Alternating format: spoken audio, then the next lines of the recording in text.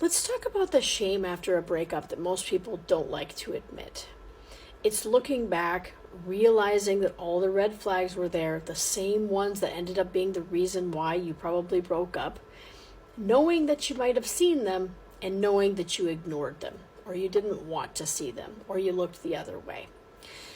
And now you can't stop beating yourself up for it. So maybe your friends tried to warn you. Maybe your family tried to warn you. Maybe your intuition tried to warn you. Maybe the universe threw you a whole parade filled with red flags all over the place, one after the other, and you still stayed because maybe you didn't want to see it.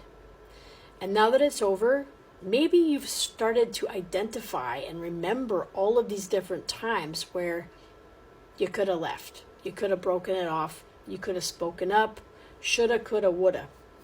Hi there. My name is Andrea Hunt, and I'm an EFT empowerment coach here in Munich, but I do online Zoom sessions for people and also for group workshops. I help people heal from the belief wounds, heartbreak, and the emotional fallout of relationships that cracked something inside of them.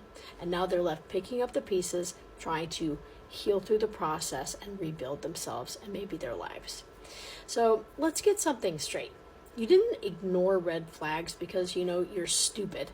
You ignored them because maybe there's some part of your inner child that really wanted the love, wanted the connection more than they wanted the truth.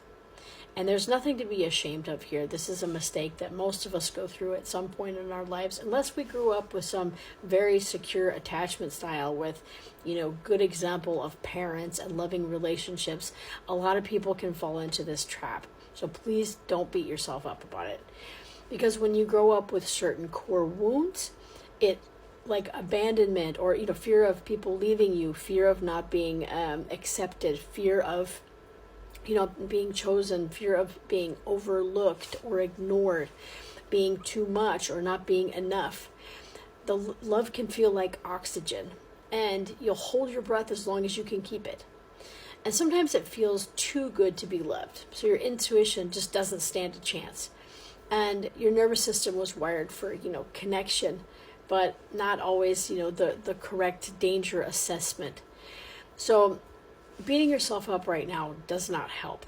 This is a time where you need love and compassion towards yourself and understanding. And it's otherwise just cutting into a wound that's already there. It's not going to make you feel better. There's no shoulda, coulda, woulda that changes what happened and changes the past. You can only move forward from this and through it and come out the other side. There's only compassion that you need, and the understanding that those parts of you that ignored the red flags were the ones that needed love so badly that it just overrode your instincts. And this is exactly where EFT tapping can come in, because trying to slap just, positive affirmations like I forgive myself, I love myself, it's kind of like trying to polish a plate that's like dirty with, lasagna from a month ago. It doesn't really help. You've got to clean off all of the negativity and all the pain and the hurt and the grime first before you try to talk about, positive thinking. So you can't, love and light your way through the grime. So this is how we tap through it. We use EFT tapping. It's a mind-body technique, uses acupuncture points on the face, and it allows us to, it releases the fight, flight, or freeze response in the brain, what's tied to the amygdala, and it allows us to articulate our feelings, articulate our hurt, articulate our anger, our frustration, our, maybe lack of self-acceptance during that time. Because the fact is that when you come out of a breakup or out of a divorce on the other side, there's such a cloudy period that you don't understand what's exactly happening. And as things start to kind of become more clear and fall into place as the dust settles, there can be so many different kinds of emotions. And a lot of times, what do? We go around telling everybody that we're fine, right? Or we stuff it down, or we don't really know what to pinpoint. We don't really want to talk about it sometimes. Sometimes we're even afraid to look at those really painful parts, especially when we know that we had a role in it. And we always have a role.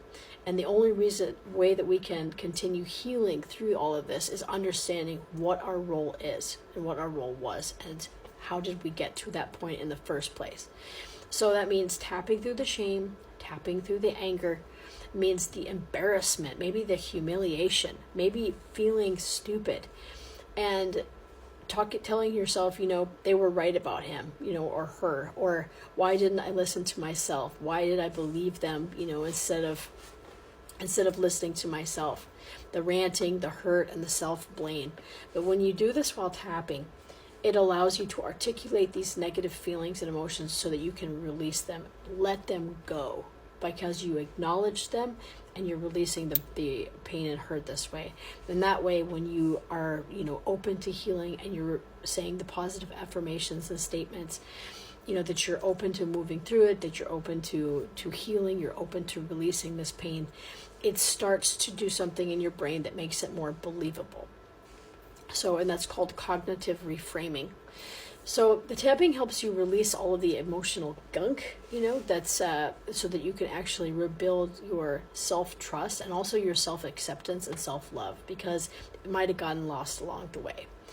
Because the thing is that you're not just healing through the breakup, you're healing the part of you that you might have learned to ignore, that needs nurturing and compassion. You need to give that love to yourself.